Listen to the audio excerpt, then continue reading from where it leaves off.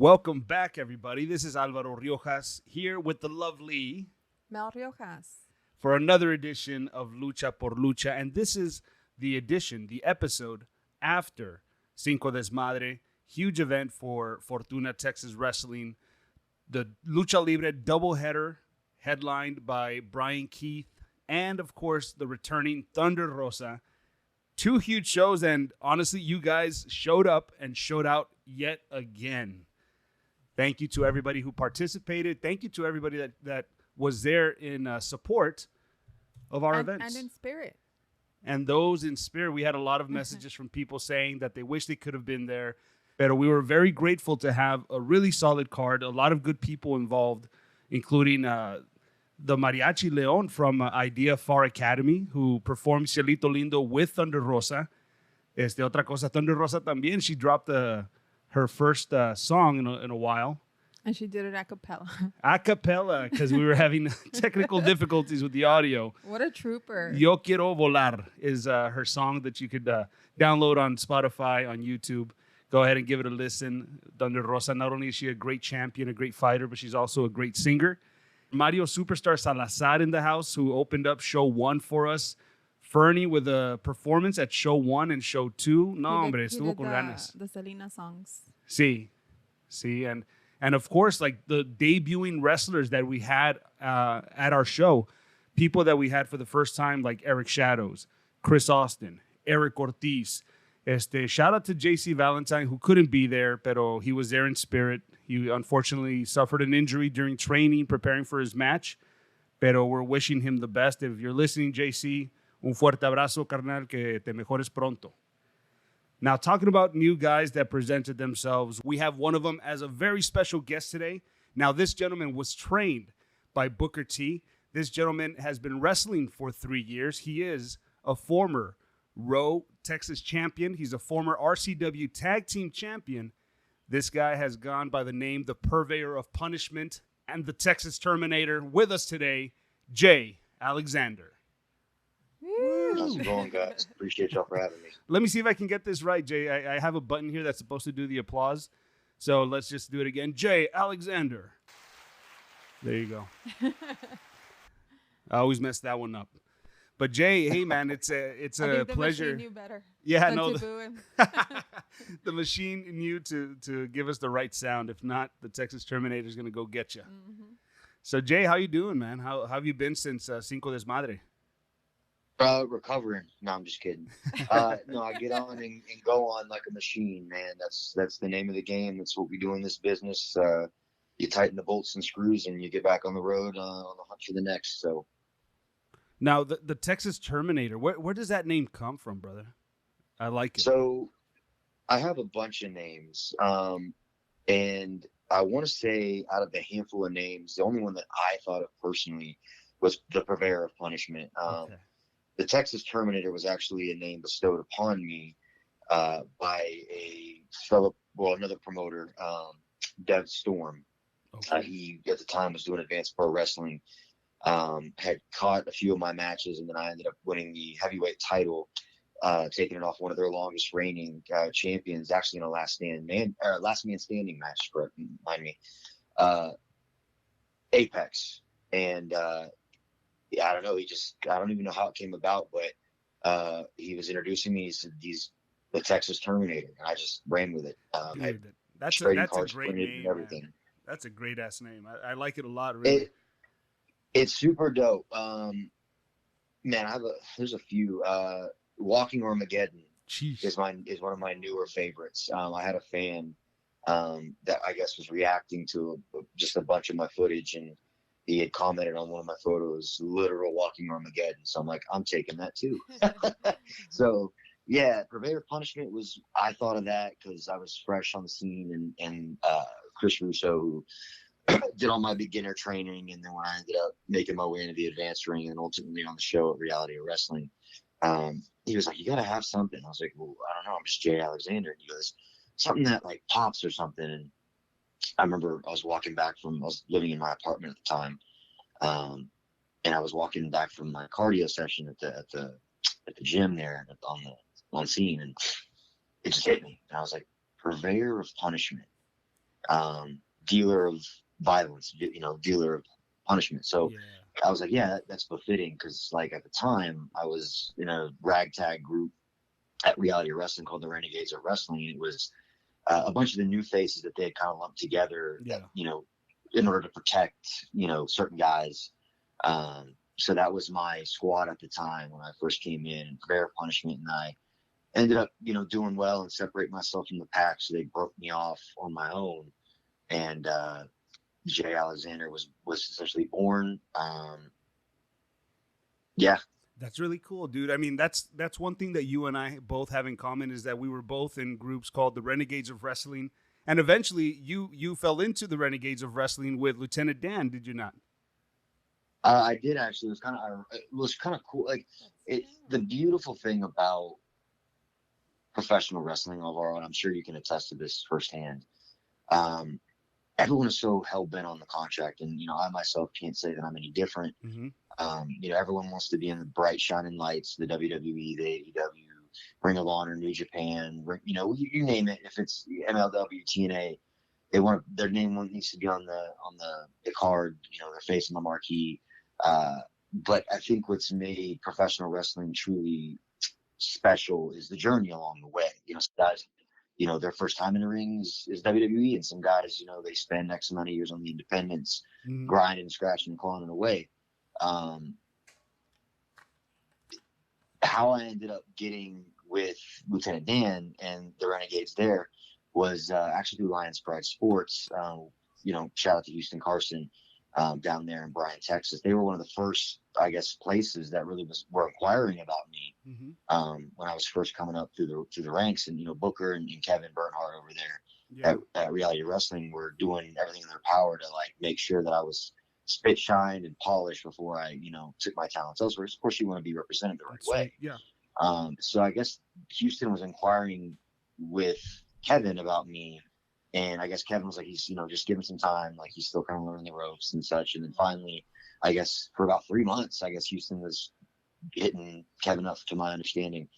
Kevin finally just gave him the green light to contact me, and so he ended up messaging me. I don't remember if it was like Facebook or if it was Instagram or what have you. And so I started going to their events and ended up becoming a name state heel. I tend to find that most places I go, as humbly and modest as I can put this, I end up becoming a name state heel. So I guess I do very well. I'll tell you what, man. We saw all of that on May 5th. We saw that at Cine El Rey, man. You were very assertive. You were on top of your opponent. Like you weren't letting them breathe. Like it looked like you just wanted to destroy them and hurt them. It looked very personal, very personal. So I can't speak on this opportunity just yet because it's confidential, so to speak, at this point. But I was doing a call earlier today, and I had gotten a question about my wrestling style and what's my character and such. And the best way I could put it is Brock Lesnar UFC style, where Brock, if he got on you, it was over. He would get you to the ground. He would just emasculate you and ground and pound. And that's kind of the way I've always been. I've always been a thicker, heavier. Like I'm 230 pounds, right? Mm-hmm. And that's solid. My chest, like my body, is very solid. And so it's kind of the same mentality, even though it's not UFC, and I'm obviously not going to, it's the same type of mentality of just like, if I get my hands on you, it's over, right? Yeah. Like it's personal to me. And I look at that, and that's kind of a shoot and a work too, because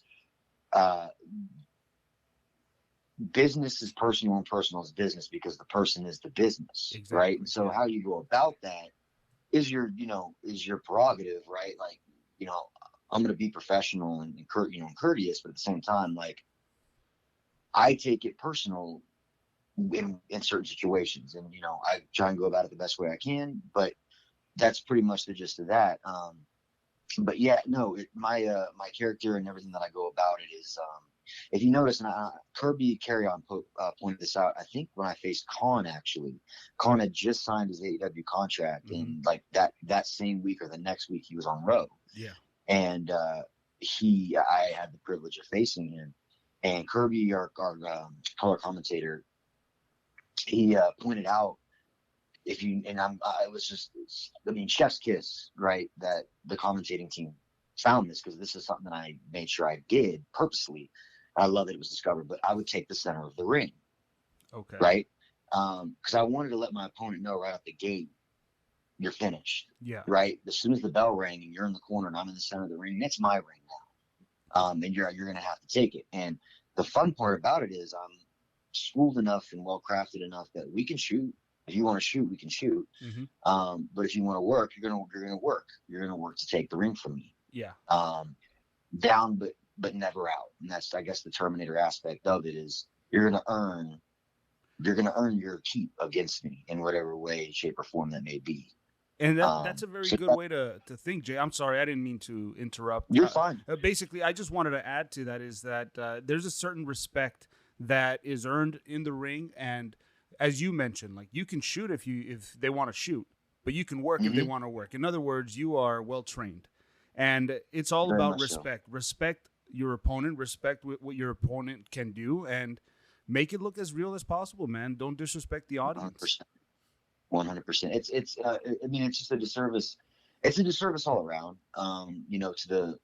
From the very top, the promoter that puts you in a position, to the fans that paid a ticket to see you, to you as your brand, because what you put forth and how you're represented says a lot. And I think that's one thing, independent wise, that's missing is there's a lot of great people with in-ring talent, but there's not enough stars. You know what I mean? Yeah. And that's one thing that I grasped very quickly when Booker, little just fun fact here, when I did a fantasy camp, February of 2018, that's my first introduction to the ring, introduction to Booker T, just like a day's worth of just drills and training and such to, get into pro wrestling. You could have fun, or if you wanted to take it seriously, Booker, would potentially choose you, and he'd give you like 2 to 3 months free training, to really pursue this. By the grace of God, I was actually the one that was selected, because I'd always been an athlete. And he chose me, and I cried. I really did. It was a shoot, because it was, man, I watched this guy growing up on TV, and he's giving me a hug and telling me that he wants me to come train at his facility. Like, that's so surreal. And I could have ended it right there. But I was in college. I was a junior at the University of North Texas. I told him if I could finish out my degree, I'd be right back. So every single month for the next year and a half, every single month, I drove down to Houston. I paid a ticket to see the show. I waited out in the lobby with the fans. And when the wrestlers came out, I said, hey, guys, so-and-so, whoever may be, I'm going to be training with y'all.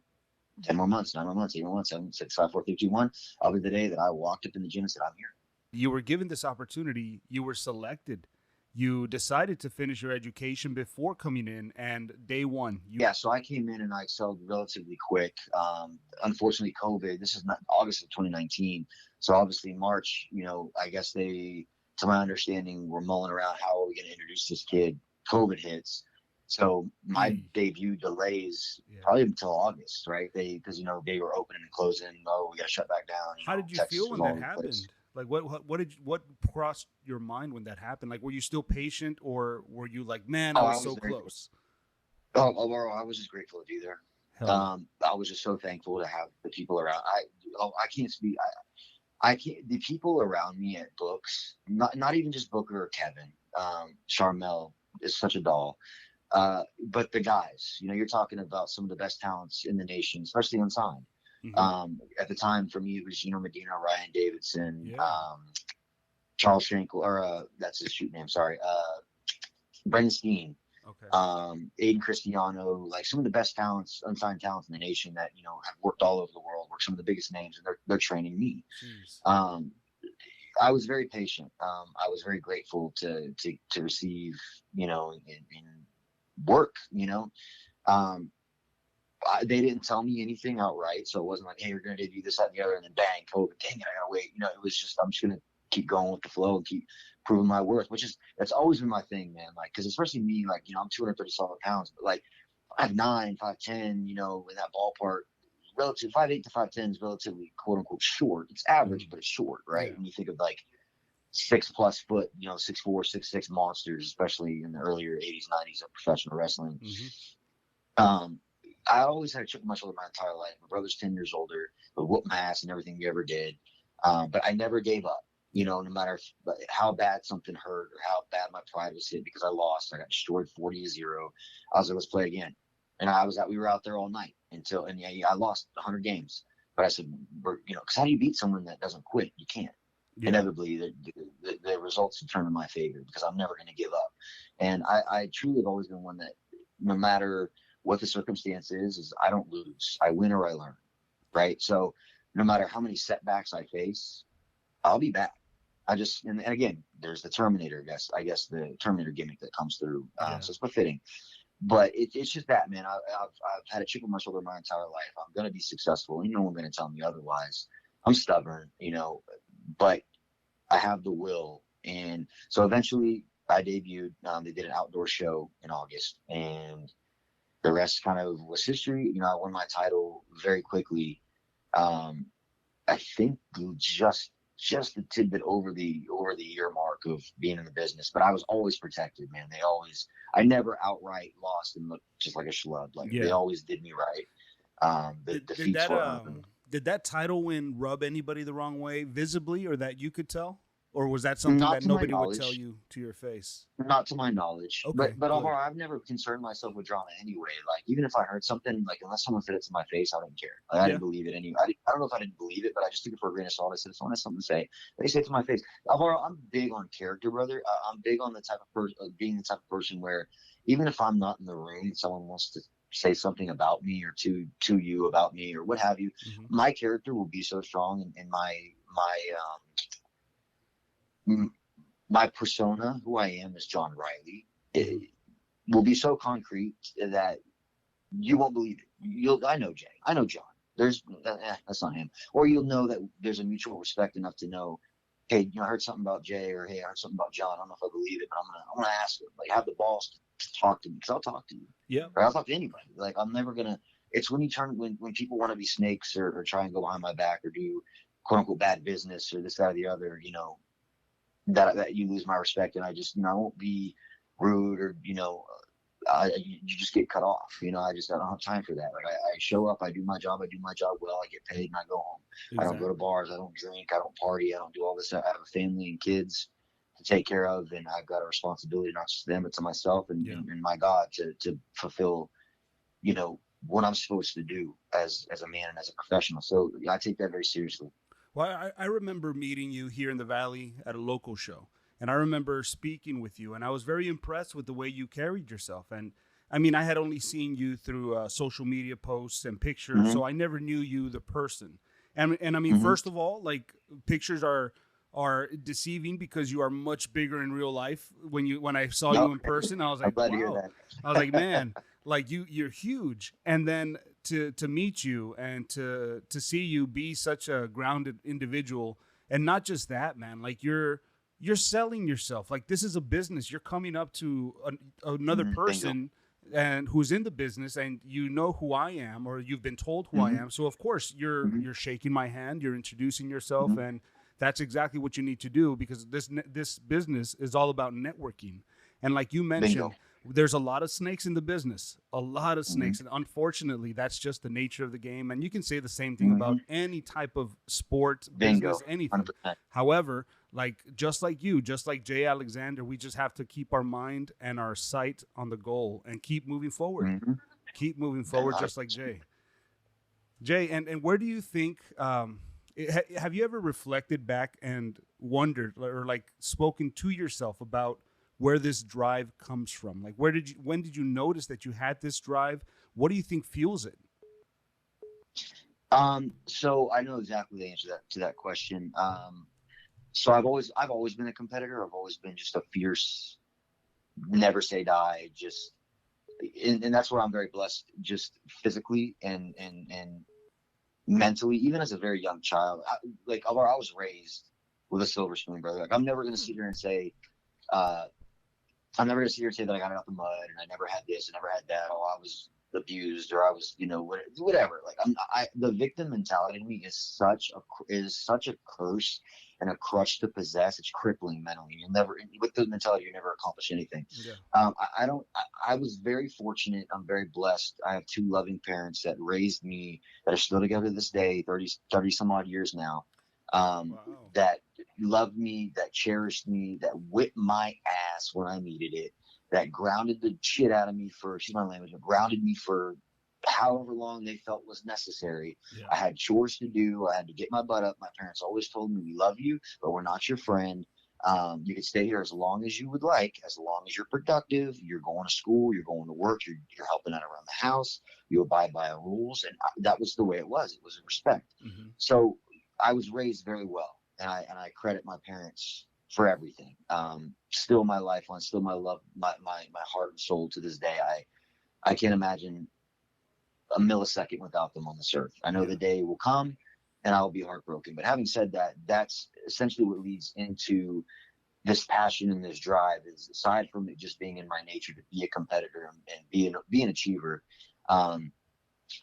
There's so many people that say, oh, I'm going to win in spite of my haters. F my haters. I'm going to show them. For me, I think it's almost more pressure because I have so many believers, many supporters. And so it's the opposite for me. I'm not doing it in spite of my haters, because you have haters, you're doing something right. And at the end of the day, no matter if they're outright haters, or in my instance, they would have to be snakes in the grass, because I don't see anybody saying anything to me outright or about, even hear anything behind my back, because I'm very well connected. I would hear something behind my back if it was said. Trust me on that. So they would have to be people that are posing, wolves in sheep's clothing, posing as my believers. But for the most part, if I have 100 people, 100 supporters, 98 of them I know for a fact live and breathe. They're what time are you going to tell? They're messaging me, whether they're my friends, family, or just fans that I've just, have come to every one of my shows. And I guess I mean every one of them. They message me directly. Oh, when are you going to be here? When are you going to be there? Or I was looking at this or looking at that, and what have you. They come to all my shows. They drop hundreds. Although I made almost $1,000 as an independent professional wrestler, unsigned. Jay Alexander, who was that, in one weekend at Corpus Christi VCWA Friday night and Saturday RCW. Almost $1,000 off merch and sales. That's outrageous. Dude, and right? You know what, Jay? Like that sort of money, it exists. Like, people want to support you. You just have to give them something to support. You've got to give them something to want to be a part of. I always say I don't know why God chose me. But that to me is where to answer your question, where the passion and the drive comes from, is I have so many people to prove right, because I feel like if I failed, I don't mind failing myself, but I would be heartbroken to fail them. Yeah.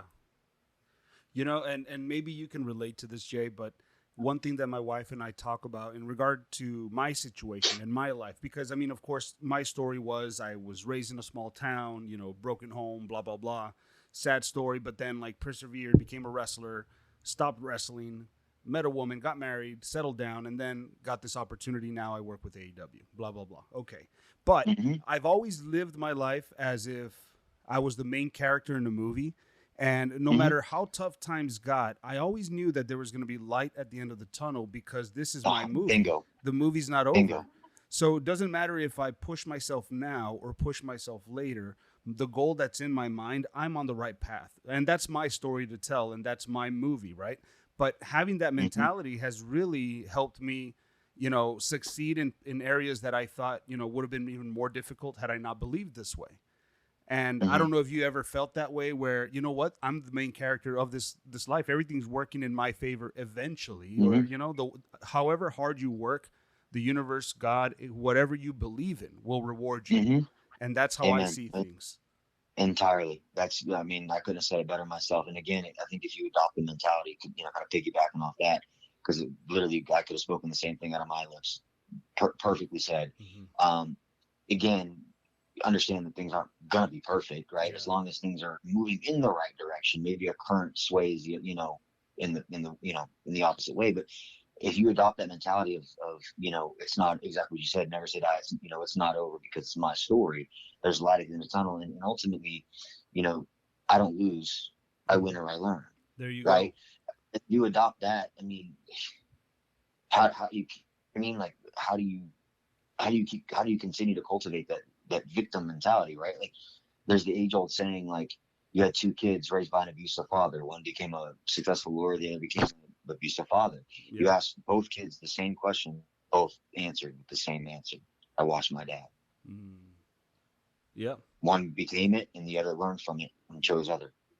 That's powerful, man. That's a really good way to look at things. You know, you either what did you say? You either fail or you learn. You win or you learn. You win or you learn. And, yeah. And the best of the best, the best of the best, they win, but they still learn. Because just because you were successful this way doesn't mean that's it. That's how you do it every way. Because you're going to win that way. You'll apply that same fact, or you'll apply that same methodology to the next thing, and then you'll fail. Yeah.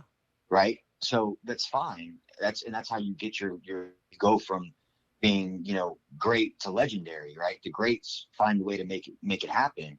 But then how do you go from average to great to legendary? How do you go, you already mastered the average to great. How do you get from great to legendary, right? Keep applying the same, I keep doing the same thing. It doesn't work. Okay. You know what that's called? Insanity. Exactly. Right. So you learn, you're great. You learn, you apply it. It fails. All right. I got to rework this. How am I doing this? When you ABC, boom, D clicks. ABCD, boom, E clicks. Whatever the methodology is, you keep trying to read. Like you fail, you keep going back, you go back, bang, you make it work. You do that enough, you're not just great, you're legendary. A lot of the stuff that I book on purpose, and there's a method to my madness. And when I was booking the Thunder Rosa and Juicy match, I was trying to find opponents that would be challenging, but also that I knew that they were going to come up with something wonderful, some magic where the audience was going to be entertained. And when I thought of you and I thought of Riche, I thought no better duo to bring down for Cinco Desmadre, because I knew you were going to bring that smash mouth style and Riche was going to bring in the finesse. And together you guys were going to make a great team against Juicy and Thunder. And I was very curious because I like to challenge people. And maybe it wasn't much of a challenge, right? But in my eyes, and I was hoping that maybe in the fans' eyes, there was going to be some type of challenge when the dance moves busted out, because I can't imagine a Jay Alexander enjoying a dance sequence in the middle of a match when you usually see this guy pulverizing his opponents. But you guys created some beautiful magic. I appreciate that. Yeah, that was literally was a concoction of all four of us, really, that each put their own spin on everything. And it was kind of funny because, me and Thunder, like, again, with me, like, I'd like to think that I'm a jack of all trades. I can do whatever you need. Yeah. And so as far as, how you want to do it, call in the back, call in the, in the ring, however you want to do it, let's work, right? Like, I've done full championship matches for heavyweight titles. Yeah. You do the finish, but not a word was spoken other than, and we got in the crowd was hot the whole time. I've had other matches, like, shoot, brother, Will Alday's one of the greatest in the unsigned talents in the world, right? Yeah. My first match for Reality Wrestling was a 15-minute main event for the Texas title, and he had probably 2 pages long worth of text that I had to essentially memorize. Because at that point, they're leading. He's the vet. I'm the greenhorn, so he's going to lead. Of course. Missed a lot of spots, but did very well. Yeah. That's my ability, but I could, especially now, having been, honing my craft a lot more substantially over the course of time. Like, hey, we're doing a 15-minute, word for word script. I can memorize that. Or you want to say 2 words, which is the finish, and go out and call the rest. I can do that. So it was kind of funny because me and Thunder were like, oh, we just call in the ring or do whatever. I'm like, I'm down for that. It's easier on me. And then, Rache and Danny were like, oh, this and the other. And so I'm like, all right, cool. Let's just throw it all together. What we got. So it turned out to be a lot of fun. And it was comical to where it was like, I even looked at you. I was like, what show were you booking? Yeah, man. This is how you shine. I'm here to fight. I love you brought me here to wrestle. What is it? And I'm like, I'm yelling at you, and then I'm, obviously I need to, turn my attention to everyone. So I'm letting everybody know this is ridiculous. And then I'm, I was like starting to get a little worried because like they were prolonging like the dance. I didn't know how long it was going to be. And I'm like, I'm up to Pearl Harbor someone because I need to. Yeah, you have to do something.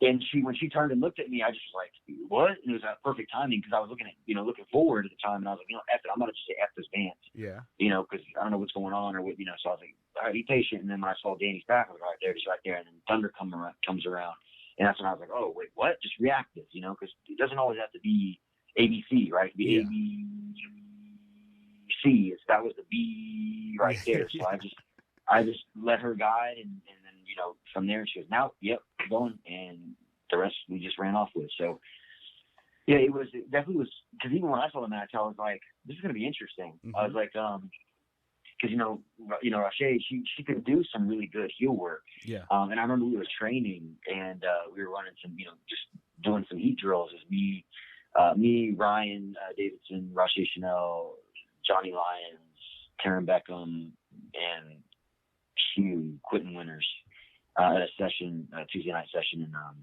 at Row, and I'm just beating the daylights out of this kid, right? Yeah. And we get in the corner, I get back to the corner, and Rache leans over and she goes, I love your heel work. And I was like, oh, I appreciate it. That's just, and that was just like wrestling, like, of course, like we're semi-pandering like there's a crowd, but for the most part, you're working on, safe strikes and, setting them down carefully and proper, how to take and give, because especially with like someone like Terrence with the greener, just trying to just be safe for the most part. So I wasn't really even relaying to the crowd or even trying to play off of it. I was just doing my ABCs.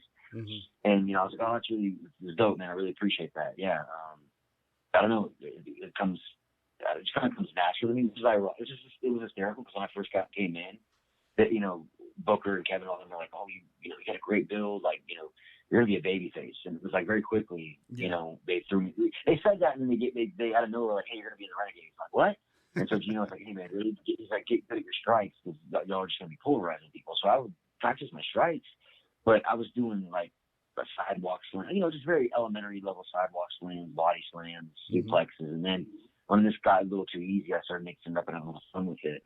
And then obviously the moveset came later, but it was just ironic. It was like, hey, you're going to be a baby. And then like my debut, I know you're a heel. And I stuck as a heel, and I've been a heel like for about 3 years now, just because it's just so natural and innate. And even when there's like, I'll be in, production meetings with certain places, and I'll be sitting there all ahead, bookers and head on shows, and, more TV. I do more TV than not. Yeah. And, I'll be sitting there and like, ooh, what direction am I going to go? And someone suggested, James Beard, legendary James Beard. Yeah. And they had said something to him about, because he's kind of the head decider of everything. And they're like, oh, let's, what if we turn baby? And he looks and he laughs and he looks at me and he goes, nah, he's a damn good natural heel. And so, I was like, hey, if I get the props of the legendary James Beard, I guess I'm doing something right. So, always just try and play off of it. And it's funny because, I had my bodybuilding coach is like, he wants to be the limelight. He wants to be the center of attention. And he's, oh, you need to be a baby. You need to be a good guy. Yeah. I like it when they cheer you when you win. And I'm like, coach, it's funny. Like, that'd be great. That's cool and all. I was like, but I get the same feeling. Because I've been a baby, and like, I don't know if maybe it's, I've been a baby here and there and gotten wins. I can do it. I don't know. It's just something different to me when I get to spit or, shoot a snot rocket on someone, and have them chase me for X amount of months, or whatever. And then people I've had shows, Alvaro, where like my music hasn't even started playing yet. Yeah. And the whole building is ready to boo me out the building. Like, they're loud and rowdy. F you, boo, this guy, you suck, whatever. And then my music hits and it just gets louder. Yeah. Jeez. Even just off my entrance. And I'm just like, I get in the ring and I'll be bad enough. And, so I'll take the center of the ring. Like, usually, I'll be bad enough. And I'm like, brother, you got an easy night. Dude, like, even at Cinco Desmadre, I was up and down all over the place, and I didn't get to see every match as it happened. Mm-hmm. But I was lucky enough that during your match, I had some moments where I could sit in the front row, mm-hmm. closer to the stage, just admiring what you were doing in mm-hmm. there, the heel work mm-hmm. that you were doing, how assertive you were, how on top of it you were. And, mm-hmm. To me, you came off very Pac-ish. Like, you reminded me of Pac from AEW. I've gotten it before. before. Yeah, and not just because of the physical build, because you are very, very similar in the shape, the style, the way that you were staying on top of them, the viciousness. Mm-hmm. Now, is that something that comes naturally to you, or is that something that someone told you, hey man, be a little more vicious, maybe come at him a little harder? No, sir. When I started training, they're like, hey, like dial it down. When it was training, or brother, when it was like we would do calisthenics, right? Because of course, like it's Booker's an old head with it's the age old, push-ups, sit-ups, Hindu squats, But I was flying, and even when when you first start a row, they give you a week of conditioning because they also don't want to break you. They want to make you quit before you get in the ring because they don't want to waste your time. Yeah, right? Of course. Like that's the ultimate thing. Like you need to learn that this isn't going to be a cakewalk. Yeah. When I came in 2018, I did the fantasy camp, and I got chosen. I knew right off the bat, all right, I'm an athlete, but I got to get in shape. Mm-hmm. I did very well, but I can do better. And so I hired my coach for a full year. Right, all through 2019 until I got there at the end of 2019. When I walked in, rookies, fellow greenhorns, and like these guys that I had named, that Gino, and everybody stopped and looked at me because I was built. But I got pictures, brother, I could show you, but just 4 months in, even just nothing but food, water, and sleep. Wasn't taking not a single steroid, no SARMs, no orals, nothing. Just food, water, and sleep, and just application, dedication, consistency.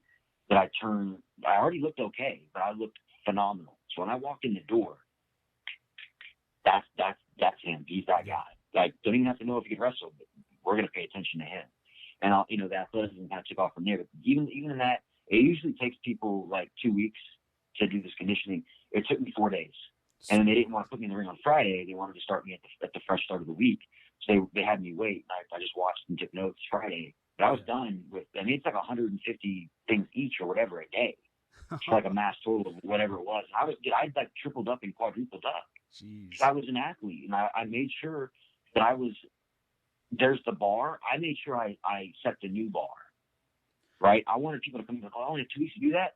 Jade did it in 3 days, 4 days. So it can be done. And I feel like a lot of people within wrestling, like, it's a detriment to them when they feel like they can do it on their own. And it's good to believe in yourself, but you're entering a business that you really know not a lot about, a business that's constantly changing, a business that's really hard to get into and make a name for yourself unless you network. But yet there's a lot of people who are shy to reach out and be like, hey, man, can you help me with this? Hey, man, can you help me with that? Like, you never stop learning. Like, there's a lot of stuff that's still new to me, and I've been doing this since, 2010 or some shit like that? Mm-hmm. So it's really important that you're mentioning that, and I really hope that people are listening to the fact that you just said, like, you hired a coach. Like, you knew that you needed someone to either push you, coach you, get you there. Like, it was something that was going to be very difficult to do on your own. Not impossible, but you just exactly. took the not necessarily a shortcut, but like you pretty much just like got yourself what you needed. I wanted to fast track. I wanted to learn and take the time, but I also wanted to set myself apart and fast track. See. That's why, like, even with getting, doing in-ring stuff and being in shape and everything. So the ABCs or the AB at the ABCs was, but at the end of the day, like, you can be the greatest in-ring worker, you get the best gear, you can look like this, best Tron, best music, but how do you present yourself? Because like even my tag partner, I love him to death. He's been doing this for about 8 years now. He was elated, and I put it upon myself to like, all right, I got to get us somewhere because he's been doing it for 8 years. He feels some type of way about the business. He's been doing. He's an amazing athlete. This, that, and the other. Can do everything. He's got this, that. He's got the great. I'm like, he doesn't market himself. He doesn't really post a lot. And you find that's a lot. And that's what I mean. The difference between stars and just everyday Joe Schmoes. And wrestlers are a dime a dozen, but where are your stars at? They're the ones that have a certain look, they're marketable, but then they take it upon themselves to invest in their business. I have a link profile, just as an example, right off the top of the dome, where if you go to my bio, if you go to my, say, Instagram, and you go to my page and you go to, say, like links, right, and you go to booking info, merch, matches, and more, you click that link, brother, it's a whole integrated system that the app was already pre-designed, but I went within the app and designed it. Everything from you can contact me, download my contacts straight to your contacts, Facebook, Instagram, X, TikTok, any of my pay methods, PayPal, Venmo, Cash App, leave me a review, request a personalized cameo, all my upcoming shows with links to access them, all my matches that I've had against who, and the links to watch them, my official plugins, my merchandise, affiliate companies I work with, quick, bio of who, titles I have, people I've learned from, links to all my major media live appearances, the 2020 AFC Championship Fox Sports TV commercial I did, a Dodge commercial I filmed, Jeez. a couple of features I did with book, in other words, man, radio, you're not media, leaving. radio. You are not leaving any room for any sponsor, promoter to slip through the cracks. Bingo. You're giving them everything, Bingo. and that's a great way to look at it. It's a business. Was that some advice that you got, or was that something that you already knew coming in? Because I'll be honest with you, it's something that I had in mind when I started wrestling too, and I was doing things a little different than most, just like that. As modestly and as humbly as I can put this, I covered all my bases myself. When I found I had this opportunity, I wanted to maximize it. I hired a coach. I walked in looking like $1 million. I applied myself. I busted my ass. I was there 7 days a week at the training facility. The tenured, the roster guys would train on Saturdays and sometimes Sundays. I was there every time I got the invite. I busted my ass. I made it on the roster. I did everything in my power to create my own logos, hitting up guys that I had met along the way, and that goes even when I was promoting. Before I moved to South Texas, I was a nightlife promoter in North Texas. I've always been really good at sales and in marketing, because I'm a business major.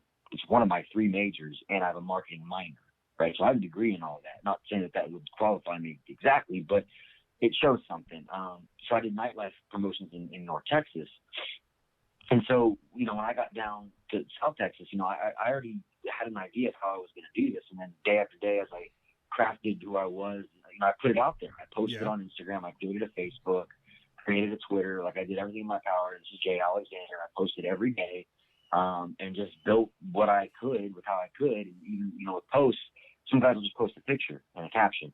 You got to post a picture. You got to tag. You got to invite collaborators. You got to put a location. You got to put hashtags. You have to immerse yourself in the algorithm to continue to be, to continue to turn numbers, right? That's ultimately what you're doing. And again, it goes hand in hand. Be the best wrestler you can. Train your ass off. Make sure you look like $1 million.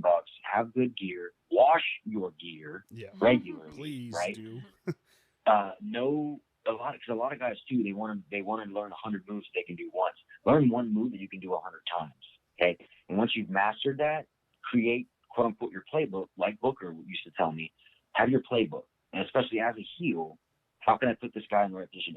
It's learning these nuances as you go. And then for Booker's notice as far as being an in-ring performer, it's not necessarily the move; it's what you do before and what you do after, because that's how Book made his money. Book was wrestling was, he showed us a match with him and Bobby Lashley. He took one bump, and it wasn't even really a bump. It was a side gimmick off a strike. Yeah. Right? And that was the match. He took one side gimmick off a strike. And Work smarter, it was like a not harder. 10-minute match. Bingo. Yeah. And he's like, but what do you remember out of that match? Really nothing, but I look cool. And that's just the whole stick. Do what you need to do, but register before and after it. So that's really the difference it makes. You know what I mean? If you can encapsulate all that and have your ducks in a row, there's no reason why, and you're consistent and you keep applying. And again, with the mentality is that you don't lose, you only win or learn, because you got to understand there's going to be a lot of setbacks. You're going to have to eat a lot of crap sandwiches. Yeah. Right. That's just the nature of the beast for anything you do. You have to take the L, learn, and come back. And if you can encompass all that and cover all those bases, it should be, again, the whole point too is, and this kind of goes back to my wrestling style and the Brock Lesnar, kind of everything we talked about overall is getting in the ring. If I cut a promo or we get in the ring and you're still in the corner, or you haven't replied to my promo, or you give me a weak ass promo in return, I've already won. I don't care about the win or loss of the match, but with the fans, with the aura, with the brand, the character, you can't sit in the corner. You can't look at me like a scared little puppy dog. You can't not have a reply to my promo or give a half-ass reply where you're quivering. And you know what, Jay? I'm really glad that you said that, because I think what people fail to understand from what you just said, they may not quite get it, but you don't mean that they just lost again the match. You mean like the audience isn't convinced that you're a challenge to me.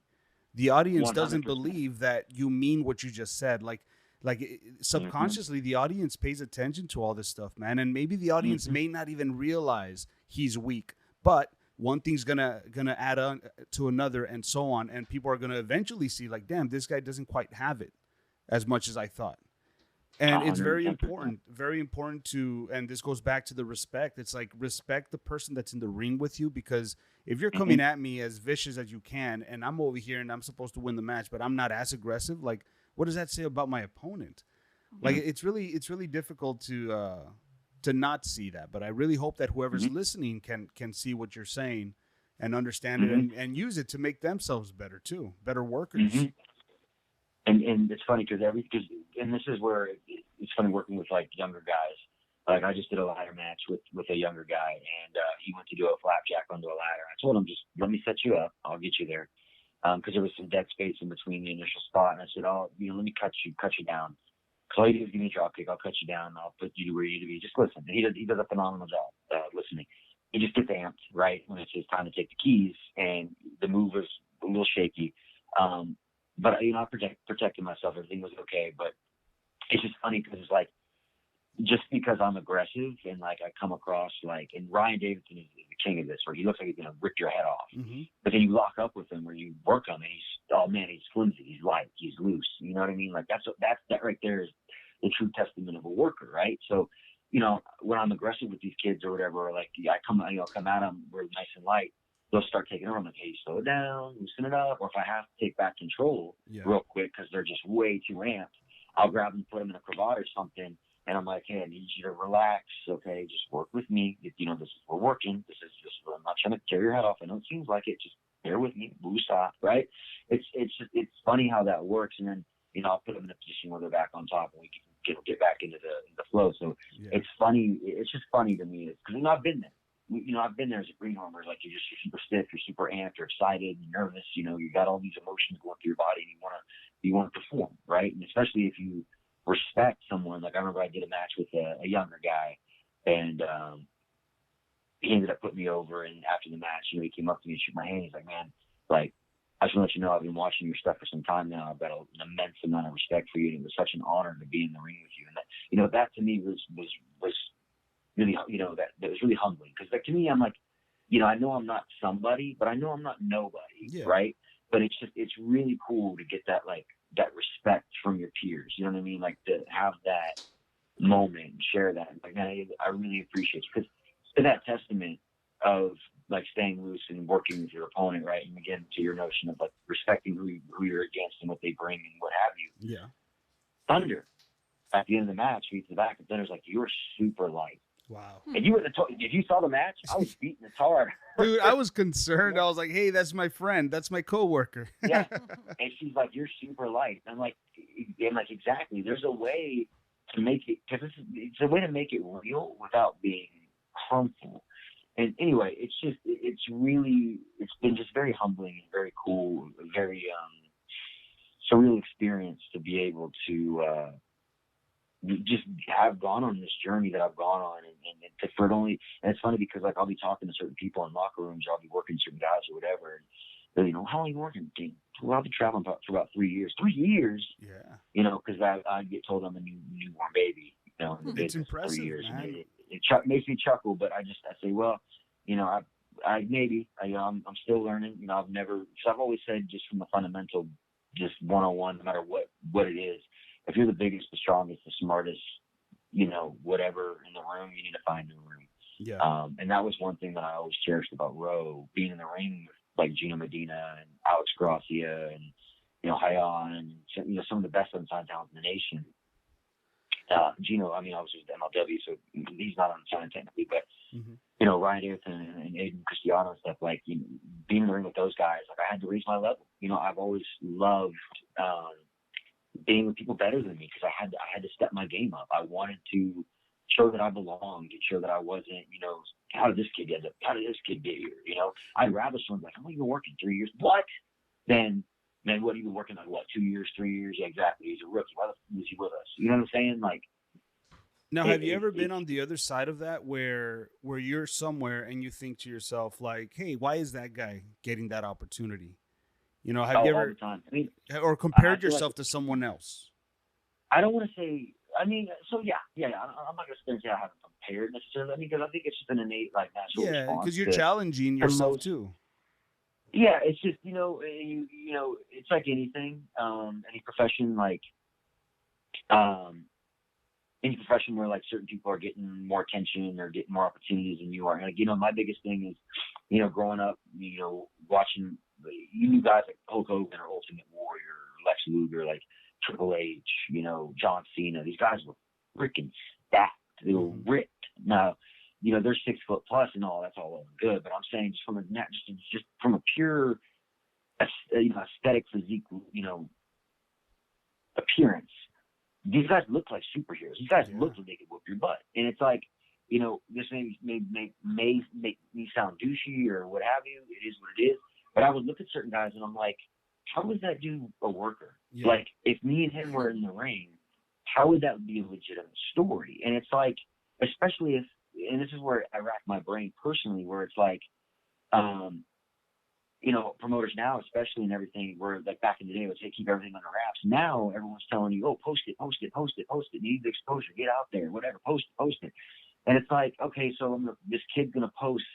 He's 100 pounds sopping wet, and he's gonna post a video of him rolling me up. Mm-hmm. I just posted a video for those who will follow me that I was doing single leg, Bulgarian split squats with 150-pound dumbbells. I'm deadlifting, 500-600 pounds for reps. I'm leg pressing 2,000 pounds for 10 plus. But this kid's 100 pounds and he's going to roll me up on schoolboy or not a schoolboy, like an O'Connor roll. Yeah. You see what I'm saying? Like, that's what frustrates me. And I won't go too far into depth about certain things, but you just look at certain things, you're like, how on God's green earth is that? And maybe that was just also because, Book is very traditional, old head as far as like, there will not be intergender matches. Men will not touch women and vice versa. Like, I remember I did an intergender, my very first one was in the reality wrestling venue, but it wasn't for reality wrestling. It was another company that was using a road venue. Ooh. And Booker very specific, because all 4 of us that were working were reality wrestling, performers. And he pulled us aside and said, if I see a man on woman or woman on man, there's going to be a problem. Mm-hmm. So we had to do it like a mixed tag style, where the men were in, when women were in, the women were in, and we touch each other type of thing. And that sparked a question for me right now, Jay. And I want your honest answer. I'm sure I'm going to get it regardless. But would you say, because that's a very traditional way, like you mentioned, I know that coming into the business, my mind was that way. Very, I don't want to say one track, but more like it's a different genre of wrestling, I guess you can say. How open are you? I know you just did an intergender match with us, but how open are you to there's different strokes for different folks in the world of wrestling. Like some people will pay a ticket to see the chubby guy come jump off the top rope. Some people will pay a ticket to see the intergender match and that sort of thing. Like, what's your opinion on wrestling as a genre, as different genres? So I'm a very traditional, so I will never do like, if you would have said, hey, Jay, I was never spin a wrestler, I wouldn't do it. Mm-hmm. One-on-one. Respectfully. Yeah. I wouldn't do it one-on-one because it fundamentally wouldn't make sense, because there's no way she could move me individually and like soften me up. There's just not enough time for her to soften me up. It wouldn't, in my opinion, it just wouldn't work. That's when you consider weight class too. Exactly. Like, it would, unless, so the only way, because there are gimmicks, man, don't get me wrong, like, wrestling's carny, and that's what, like, that's also where I also like put my 2 cents in, because I'm like, okay, so we're doing this, we're trying to make it real, but there is a carny entertainment aspect of it too. That's where Fortuna comes in. So, exactly. So you're trying to like pretty much bend the spectrum of realism and blend it with carny and make it make sense, but be entertaining. And you get in this weird microcosm of like, how do we make this work? How do we get this and make it work? Yeah. So to the point of, I'll do intergender tags all day. and I'll take a pin from a girl then, because there's a way that you can beat my ass or double me up and soften me up quicker. Mm-hmm. You know what I'm saying? If it's like a double, or if it's the guy, if I'm taking more damage from the guy and the girl's putting her, you know, her cherry on top of the sprinkle on, you know, on top of it. You know what I mean? Like if Thunder would have pinned me, I'd have been okay with that, because I got my ass beat by both of them. You see what I'm saying? Like if it makes sense, I have no problem. Yeah, you're not saying no, I won't do it. You're saying let's make this work. Yeah, well, and exactly. It's making it work and being a worker. Like obviously, you know, and if you watch the tag match, I was beating the tar of Thunder, but I never punched her in the face. I never did anything. That's what I appreciated most, man. Is like I noticed that. I noticed that the heat was not anything that's controversial at all. Exactly. It's because even when I posted, she smacked. So I had her between the ropes, right? And I was kind of like not choking her, but I was like embarrassing her, so to speak. I had her around the face, not the neck, but I was kind of like pushing like down on her, like, you know, more of uncomfortable, just getting heat, right? Just toying with my food, if you will, up until we come out and I got her by the hair, because she called that she was gonna smack me. Yeah. And so I pulled her hair back and I was talking mess to her, and I'm like, and I told her under my breath, and I was like, on you. And so she reared back and she smacked me right then and there. If I would have done my similar to Shane Taylor, he does the forearm knockout. I do the fist, straight jaw strike, right, with the fist. If I would have done that, that should be the finish, right? 1, 2, 3, because I just knocked her out cold.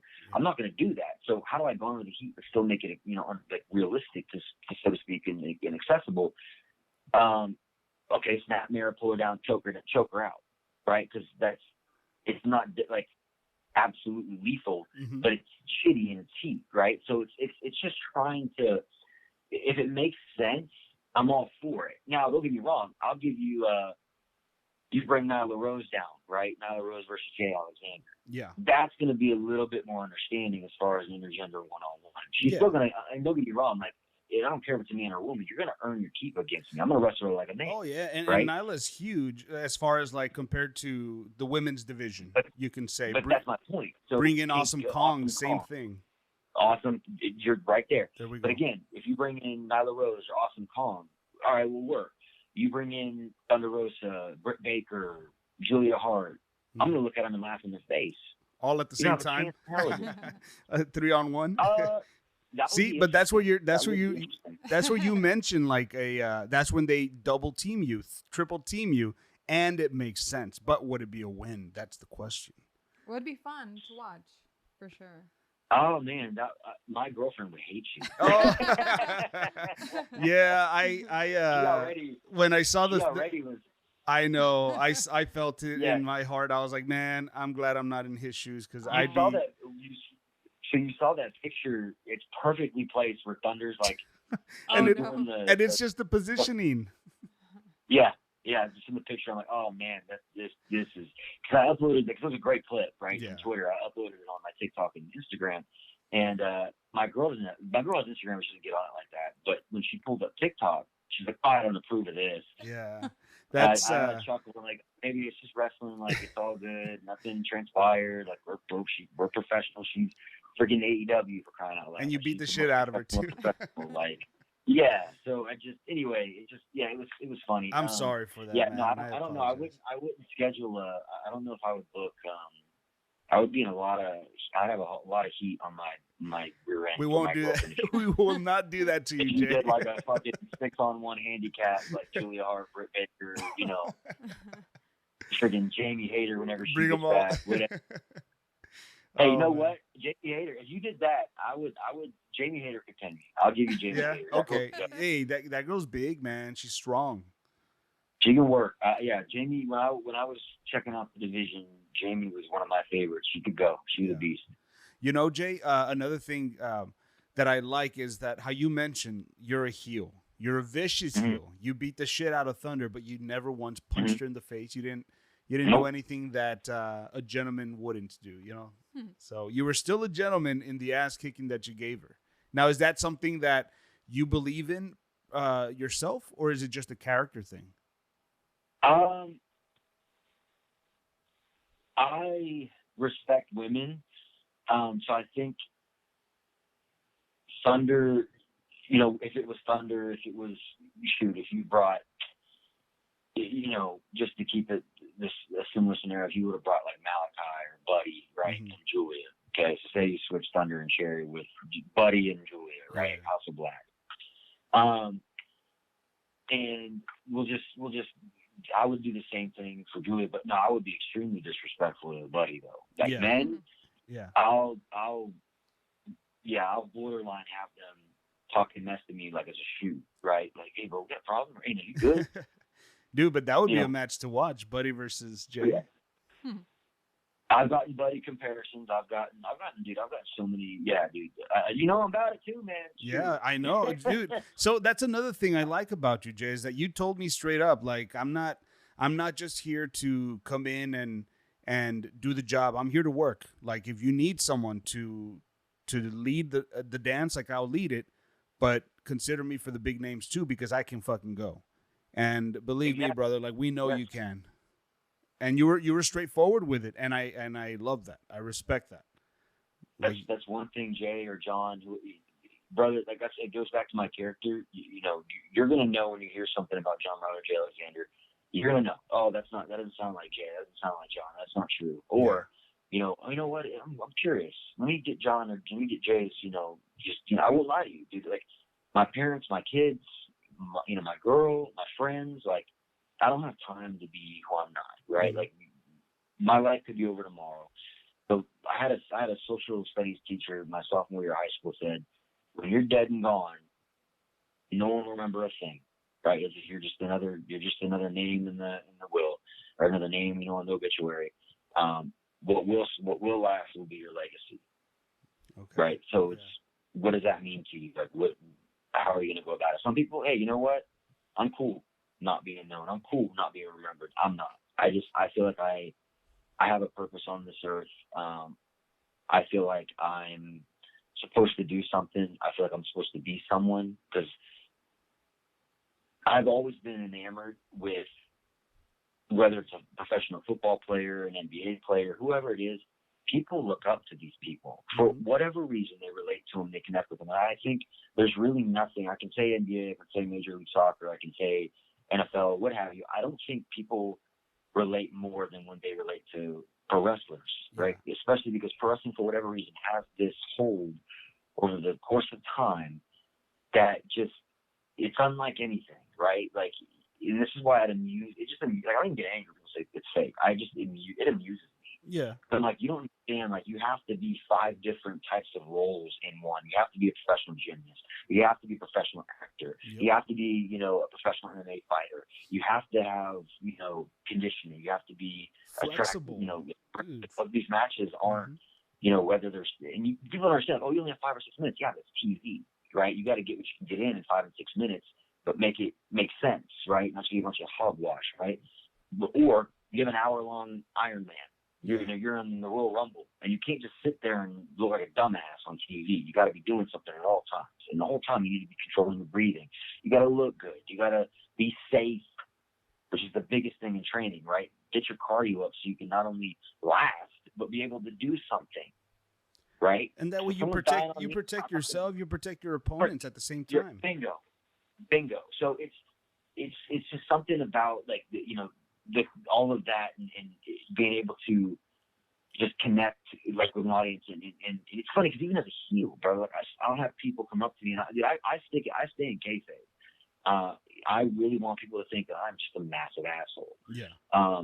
Which is hysterical, because if you go to my Facebook and read my reviews, I've never been like, hey, they will choke me up. I will shed a tear. If you literally get a chance, you or Mel, go read my reviews. I ask people to write just, hey, saw him in a match, he's a great worker. Or, hey, saw him in a match, he's awesome, he's an athlete. And these people wrote novels. Like, I'm a shit-eating heel.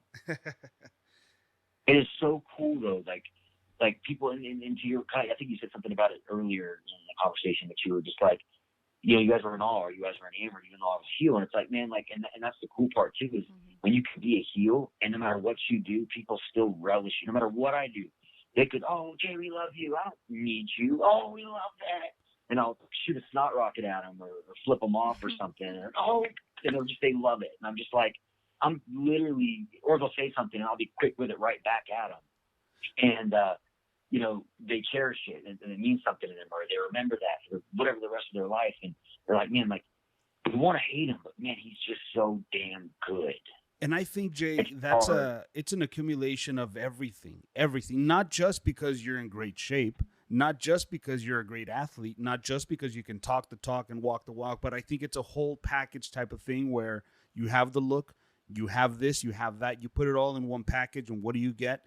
You get the Texas Terminator, you get the Purveyor of Punishment. Like, this is the brand that you have built and you're continuing to build, and you're focused on making sure that this brand stays consistent, stays strong, stays on top. And nothing but mad respect for all of that, dude. And I did have one other question that I wanted to ask. Well, maybe two. This one is going to be in regards to, now you mentioned how you don't do things for the haters. You're doing this for the supporters, the people who do believe in you. Like, you don't want to let them down. You don't want to let yourself down. If you can give a message to your supporters, screw the haters. Let's talk about the people who do want to see you rise up. What would be that message for your supporters? Like, it can be a thank you. It can be anything that comes from the heart. What would you say to your supporters today? I couldn't, for the life of me, put it in a verbal context. The people that truly support me, and I mean, like, people that have dropped, like, the family, friends, and stuff that, have sunk hundreds, if not thousands of dollars into me, albeit merch or travel expenses or a hotel or whatever the case may be. I don't think there's any verbal way that I could express to them. The only way I think that I could truly maximize my thank yous would be to sign somewhere and for them to see me coming out on TV. That would be my love letter. Like, I'm here because of y'all, just undoubtedly. The people that sunk hundreds and hundreds and hundreds and thousands. I have a family friend who, as soon as I drop a new merch, she'll drop $400. And I'll tell her, hey, the total's $300 or $350. She'll give me $400. I'm like, I said $300 or $350 or whatever. You keep it. Jeez. Like, that's the people that I'm going to turn around when I drop a new shirt for AEW or WWE, or that I'm going to buy myself and I'll ship it to her. Yeah. Those are the people that when I'm main eventing WrestleMania, I'm going to rent out a box. I don't care how much it costs. If my whole WrestleMania paycheck, that's fine. They deserve to see that in person, or ringside, or they go to, or hey, I have a show, whoever, I have a show for y'all go in, before the WrestleMania experience opens up, I'll drop it, $2,000 to the cashier. Hey, when these people come in, right, they say this name, they say this code word or whatever, take whatever their purchase is out of that $2,000. Make it happen. And let them buy whatever they want. It's stuff like that. Yeah. There's no verbal thing I could say to really, truly amass showcase the depth of my gratitude. I'm so indebted to these people. It's not even funny. I would not be here without them, truly. The nights that I cried, the sacrifices I've made, the birthdays and stuff that I've missed, or you know better than anybody when you're in this business. Like, it takes a toll. Like, I think that would be the ultimate. Like, we did it. Like, and that's what I would say. The minute I would sign my contract and it becomes public knowledge, it gets announced. It's not going to say I did it. The caption will definitely read it right. If I have something to say, I would say, guys, we did it. Because there's no way I did it on my own. Sweet. That's awesome, dude. No, well, that's fucking beautiful, to be honest with you, man. I love the way that you speak. I love what you're saying, the message that you're giving off. Just remember, you are the director, the writer, the actor in this main character movie that you're in, brother. That's exactly how I feel about my life. And honestly, like, I feel so in control, even when things go awry. Bingo. And I think that's a great power, dude. Yeah, and it makes you just power. It gives you the confidence you need. Even when you don't know what direction you're going, you're not afraid. Mm-hmm. You keep moving forward. 100%. And Jay, with that, I will ask, we always end the show with a toast. And this toast can be to anything, anyone. And if it's too similar to what you said prior, we'll go ahead and include that as the finale. But if you have a toast to anything, anyone, anywhere, go ahead, and now is your moment. The floor is yours. Just a toast to success, man, to any and all workers, anyone who puts their body on the line to entertain others, to people like yourself that, give workers a platform albeit to talk on this podcast or just perform, whether it be Lucha Lucha, or whether it be Fortuna, Texas Wrestling. Just a toast to all the workers, man, that put everything on the line to chase a dream that isn't guaranteed. I think Edge summarized it. I'm pretty sure it was Edge with Dolph that summarized. I think they both said something along the lines of like, this business I love this business, but this business doesn't love me. Yeah. It's a machine, and whether or not you're a cog in it, it's going to work. It's going to continue to turn, to churn. So yeah, just a toast to all the workers, man. Beautiful.